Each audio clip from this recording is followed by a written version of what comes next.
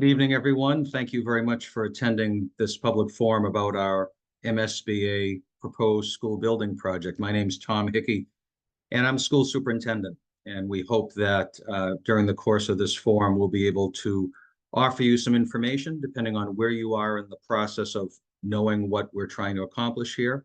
I'm joined by several members of our project team. Our project manager, Kevin Sullivan, is here on screen with me as a panelist, and also our Director of Technology, Crystal Paluzzi. I'd like to encourage you to not see this as one long monologue from me. There is a Q&A feature at the bottom of your screen. Crystal will monitor the Q&A, and if folks have questions as we move through, as I move through these slides, I would much rather take your questions as they arise, as they're appropriate. If there are questions that Crystal can answer, she might be able to answer that in the chat feature, certainly. But we certainly want the opportunity to hear from folks if they have questions. So with that said, I'll move into some slides that'll walk us through the backstory to our project, get into some of the details of what the design looks like, and then talk about projections, where we go from here.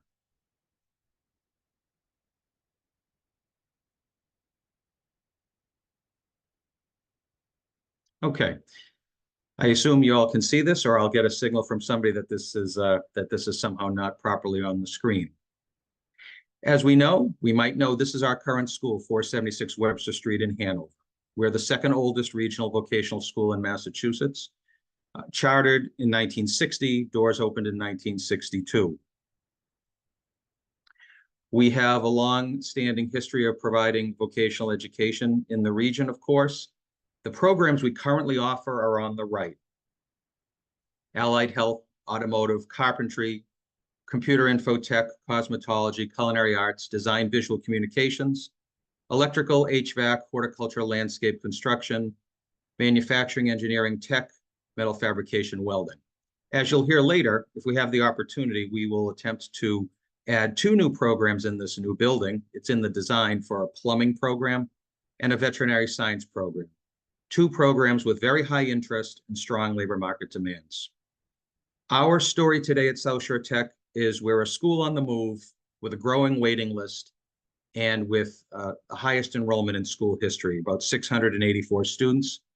We have a student waiting list of around 100 students a year.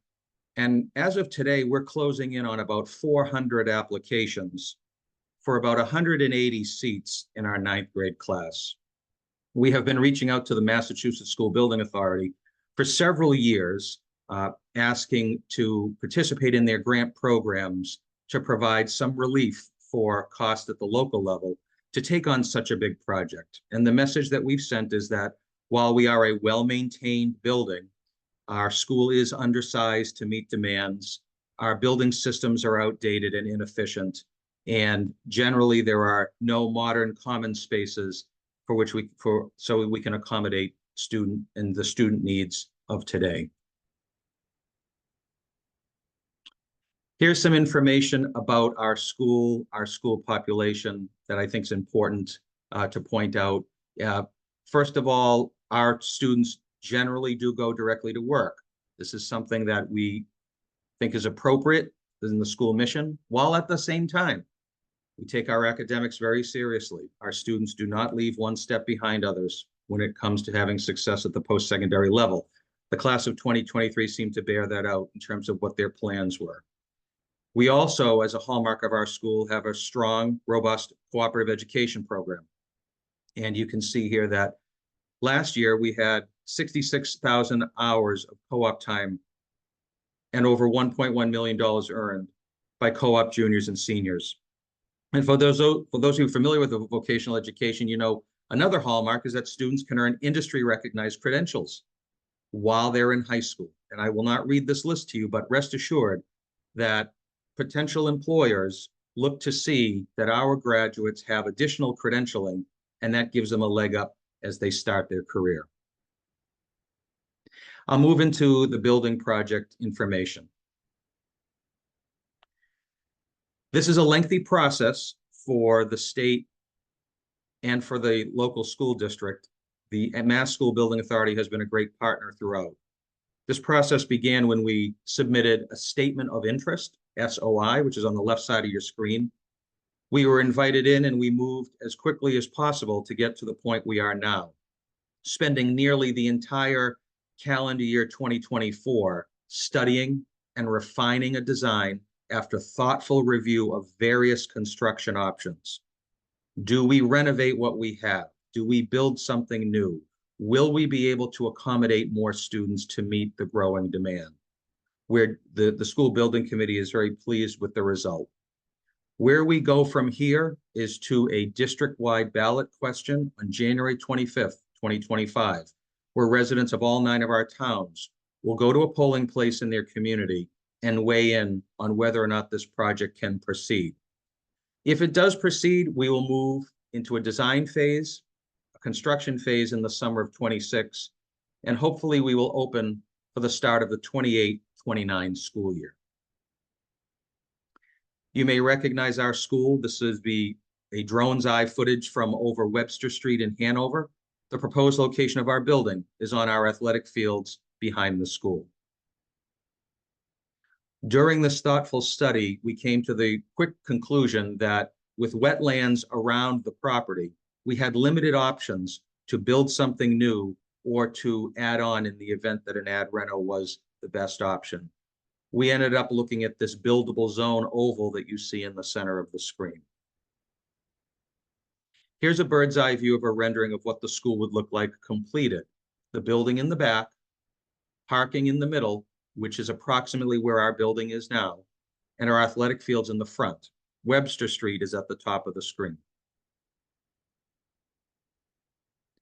The designers did a nice job of taking into account the general architecture in the North Hanover area where our school is located, and have put together a very tight design with a farmhouse theme.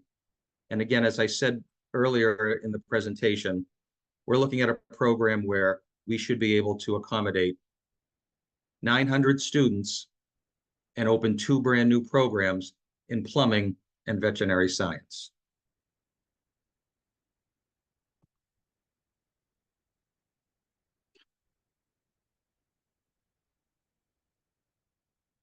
Here's another view. Again, you can see the perspective from Webster Street yet again, fields in the front and the building in the back. Here's a closer view from the east side of the property.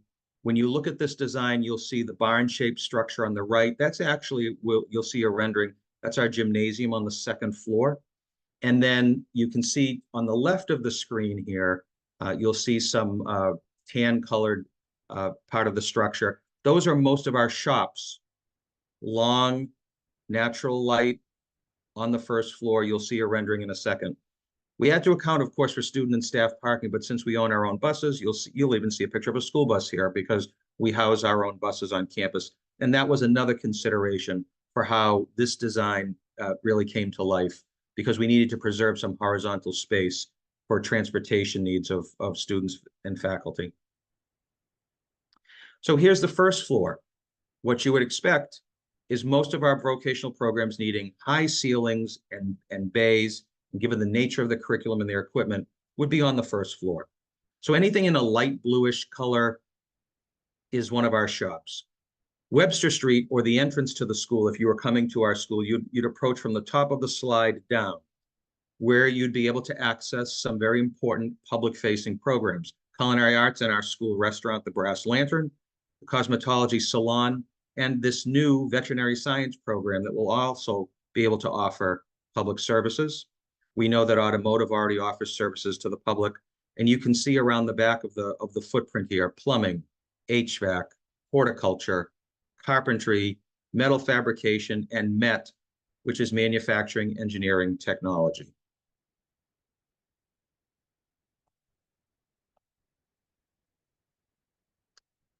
The 2nd floor is a bit more traditional, and it's not a full 2nd floor. So that white space you see in this slide, where it says roof below, those are the, if you will, that's the ceiling or the roof over all of those shops that were on the 1st floor. So the 2nd floor is compact. We have a gymnasium, a library, student commons, graphic or design visual communications, computer info tech, and allied health. They don't need high ceilings, as well as some science labs and classrooms.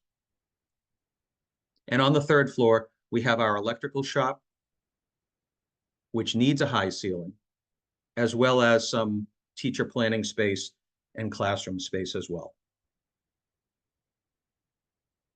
Here are a series of slides that will walk you through some of the renderings that our design team put together. This would be the dining commons area on the first floor of the school. So those windows that you see, those will be looking out at the back of the property. Let's say that's the tree line, if you're familiar with our athletic fields right now. Multi-purpose auditorium is something that I'm very pleased to see this incorporated into the design, because it speaks to our desire to not have any underutilized space in this design. These seats that you see here, they retract. You can push them to the back of the auditorium. So this is not simply a space that only gets used for a drama club production or student assemblies. We'll be able to house approximately half the student population here, but more often than not, we'll be able to use this for athletics, wrestling practice. We'll be able to use this for other large group functions.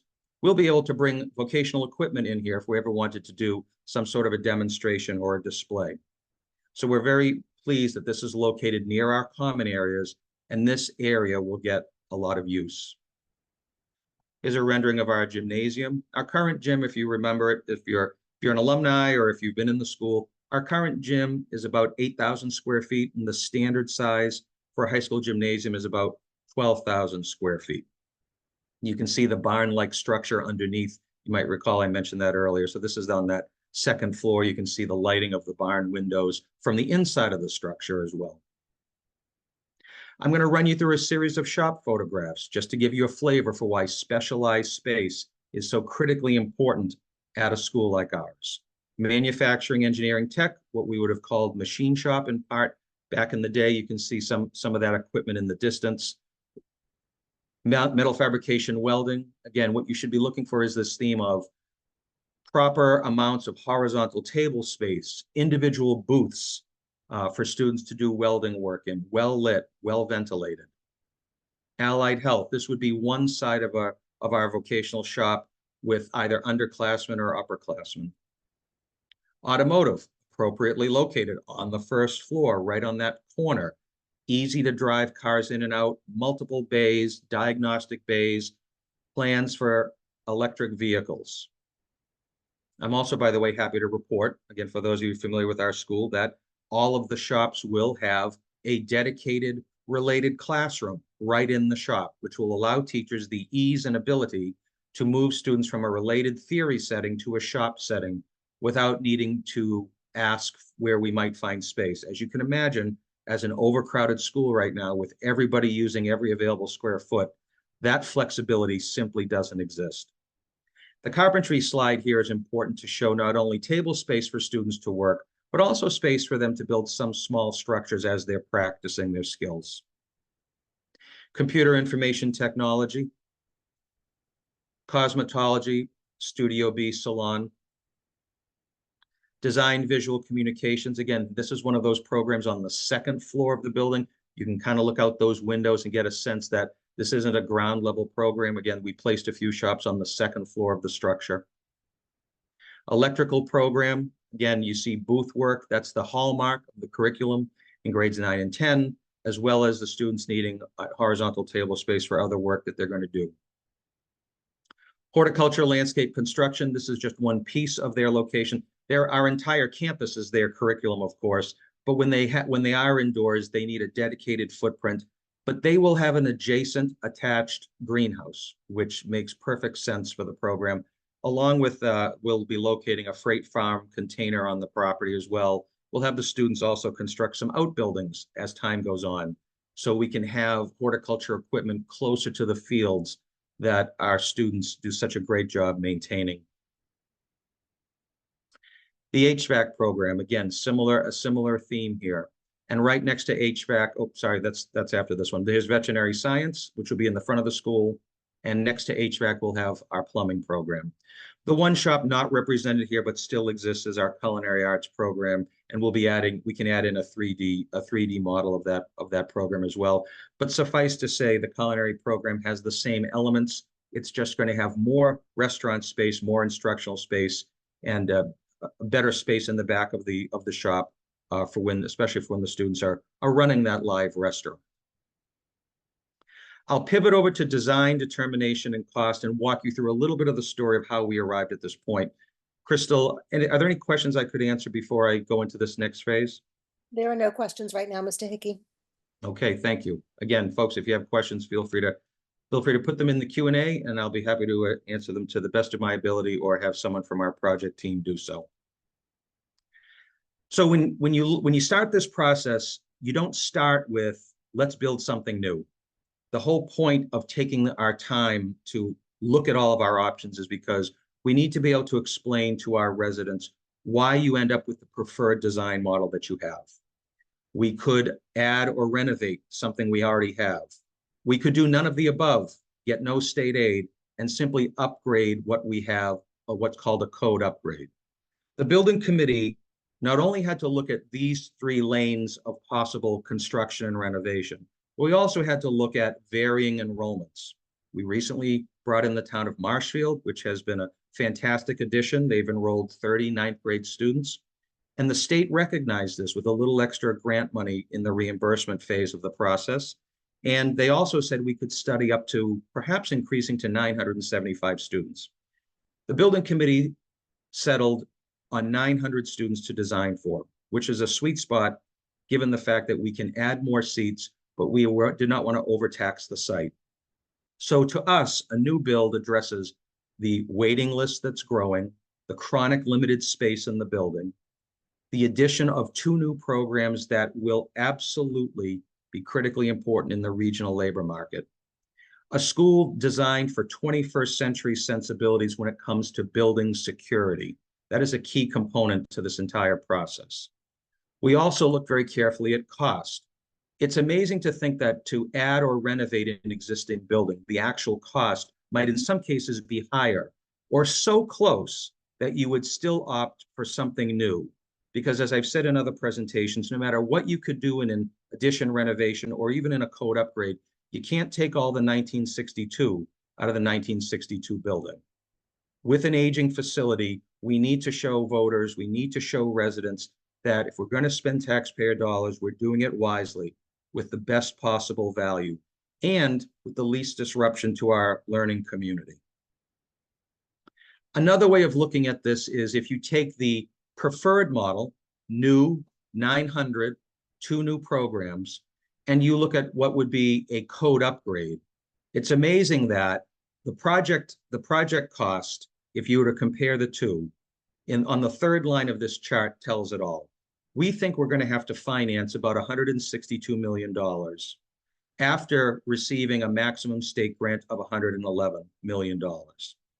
To upgrade the building, which would not change the exterior, not add new programs, not add new students, not supply us with any new equipment, and have a 5-year window of cost escalation and disruption, the cost difference would be somewhere between $140 million to $162 million. That is without state participation. So with the work that the building committee has put in, we're well positioned to say, thank you, MSBA, for partnering with us. We can deliver on the best investment for taxpayers for the next 50 or 60 years. It meets the moment when it comes to our waiting list and demand. It meets the moment when it comes to expanded programming. This slide here attempts to show you that over the last year, the estimated costs that we've been working with from PDP to PSR to SD, there's your alphabet soup, from the preliminary design to the preferred schematic to schematic design, the costs actually came down. I credit our project team with listening carefully to the needs of this district. We must build an efficient building that puts the essential dollars into the vocational areas and into the areas that students need most. Keep the bells and whistles out of this program. Keep the bells and whistles out so we can preserve the educational program that we need. And we ended up with a design that has about a little over 60% eligible reimbursement rate, which translates to about a 40% actual reimbursement rate. That's actually very good for a vocational school. If you weren't aware, vocational schools are reimbursed at the same rate as any other school. And unfortunately, at this point, there's no exception or additional funding targeting the specialized vocational spaces. Thankfully, South Shore has been seen as a good steward of equipment grants. And so we've been able to lower some of the project costs because of anticipated equipment grants. That helps with the bottom line. The more grants we receive, the less money we need to finance in order to furnish the equipment in these new programs. We're also very proud of the fact that we had a very good, what's called grossing factor. The state allows us to have about 50% of the building in what they would call necessary non-instructional space, your closets, your hallways, your bathrooms. Ours came in at 1.44, the data point that simply says this is a tightly designed, efficient building. We got a very high incentive score for our maintenance practices. You can get up to 2 extra reimbursement points if we show that we've done a good job in this area. I'm pleased to say that the state recognized our efforts to stretch the useful life of our building. And the state also gave us an extra 1.05% for adding the town of Marshfield.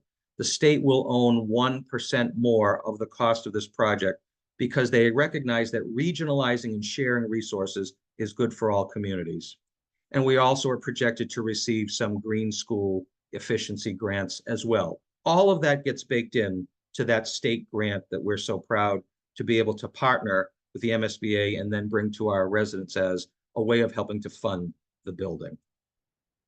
I'm also proud of the fact that in a vocational school, students can do some of the work as part of their curriculum. So we were able to scrub out of the project costs, lockers, some of the outbuildings we're going to build, display cases, the bike racks, outdoor benches, the landscaping that will be needed at the very end. And we did some advanced value engineering to, again, to keep these costs as low as possible. So now we're actually very close to the end of the presentation here.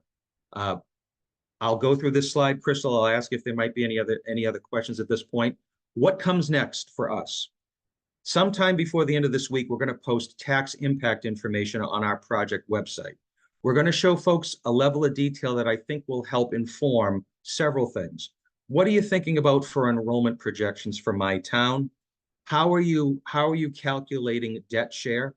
We're going to look at how you can borrow money using different models, pay more principal up front, have level payments. We're going to map all of that out. So everyone can look at this and say initially, okay, here's my town. Here's what they're saying the average impact would be. We think it's all going to roll on in 2029. It doesn't have to, but we want to be able to give residents a general sense of the trend. It will not have a major impact in fiscal 26 and 27. It will start to roll on in 28, but we could make the borrowing later on.